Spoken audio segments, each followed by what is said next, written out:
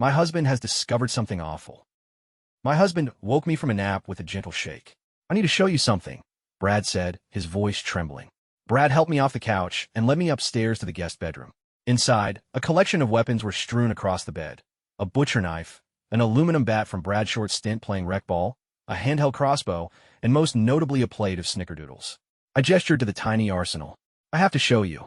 Brad walked across the room and opened the curtains. It was a beautiful day, but too hot for October. Our neighbors across the street were outside. Mrs. Snyder was watering her flowers, even though they'd all be dead in a month. Mr. Snyder was sitting on the porch drinking a tall glass of pink lemonade. Brad grabbed the knife and left. A few moments later, he was walking briskly across the street to the Snyders. Mrs. Snyder stopped watering her flowers to wave. Brad pulled out the knife and slashed her throat so ferociously that it looked like her head was about to come off. "Oh God," I uttered. Mr. Snyder ran to defend his wife, but Brad stabbed him 6 times in the blink of an eye and was already halfway home by the time Mr. Snyder hit the ground. I couldn't believe how gruesome it was. Brad burst back into the guest bedroom, covered in blood. Brad pushed me away from the window and shut the curtains. "Talk to me," I cried. Brad said, and flung the curtains open. Outside, Mrs. Snyder was watering her flowers.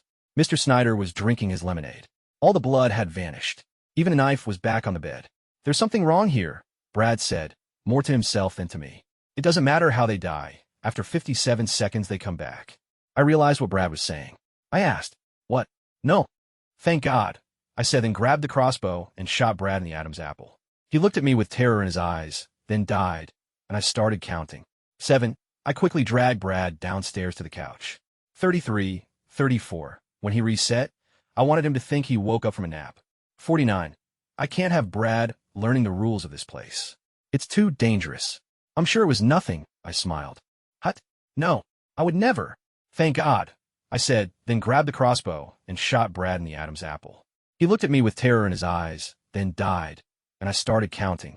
7, 8. I quickly dragged Brad downstairs to the couch. 33, 34. When he reset, I wanted him to think he woke up from a nap. 49. I can't have Brad learning the rules of this place. 57. It's too dangerous.